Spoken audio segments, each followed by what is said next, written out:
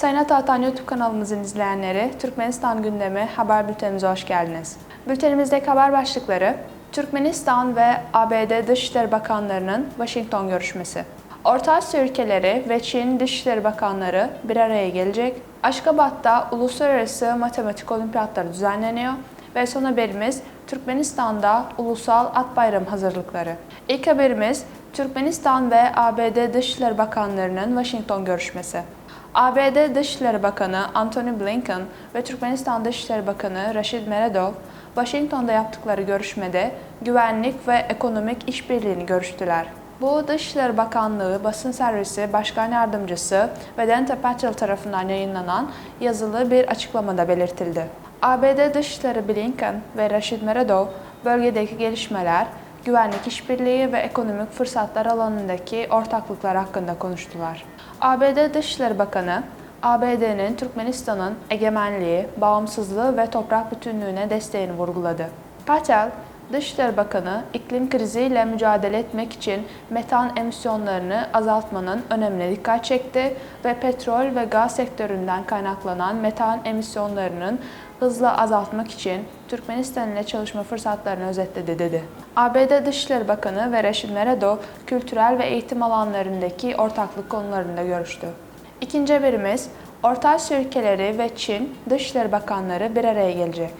Orta Asya ülkeleri ve Çin Dışişleri Bakanları 4. toplantısı 26-27 Nisan 2023 tarihlerinde Çin'in Xi'an kentinde gerçekleştirilecek. Dışişleri Bakanları toplantısında Mayıs ayında Xi'an şehrinde yapılması planlanan ilk Orta Asya-Çin zirvesi hazırlık konuları da ele alınacak. Ayrıca toplantıya katılanlar, ulaşım ve lojistik altyapısı alanında birbirlerine bağlılığın güçlendirilmesi, Orta Asya ülkelerinden Çin'e tarım ürünleri ihracatının artırılması, e-ticaretin geliştirilmesi gibi çeşitli alanlarda 6 taraflı işbirliği olasılıklarını görüşecekler. Taraflar, bölgesel ve uluslararası gündemin güncel konularına özel önem verecekler. Geçtiğimiz günlerde Orta Asya-Çin Gümrük Daireleri Başkanlarının 1. toplantısının yanı sıra Çin-Orta Asya formatında Ticaret Bakanlarının toplantısı online ortamda gerçekleştirilmişti. Sıradaki haberimiz, Aşkabat'ta Uluslararası Matematik Olimpiyatları düzenleniyor. Uluslararası Beşeri Bilimler ve Kalkınma Üniversitesi'nde 3. Açık Uluslararası Matematik Olimpiyatı başladı. Bu olimpiyat, ülkenin 19 yüksek eğitim kurumundan ve dünyanın önde gelen üniversitelerinden öğrencileri bir araya getiriyor.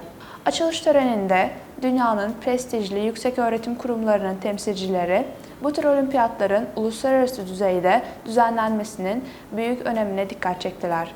Olimpiyatın amacı, yetenekli gençleri belirlemek, gençlerin entelektüel gelişimi ile ilgili gelecekteki meslekleri seçmek için koşulları yaratmak, yüksek öğretim kurumları ile bilim merkezleri arasındaki karşılıklı iletişimin kurulmasını sağlamaktan ibarettir.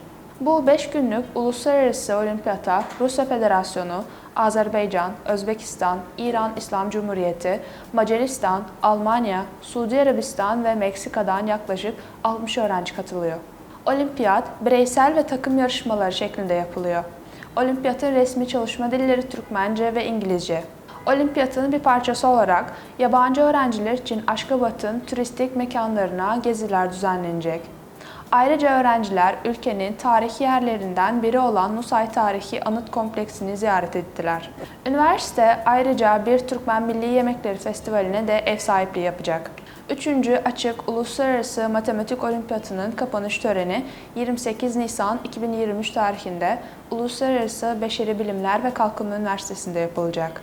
Olimpiyatta dereceye giren öğrenciler ödüllendirilecek. Son haberimiz, Türkmenistan'da Ulusal At Bayramı hazırlıkları.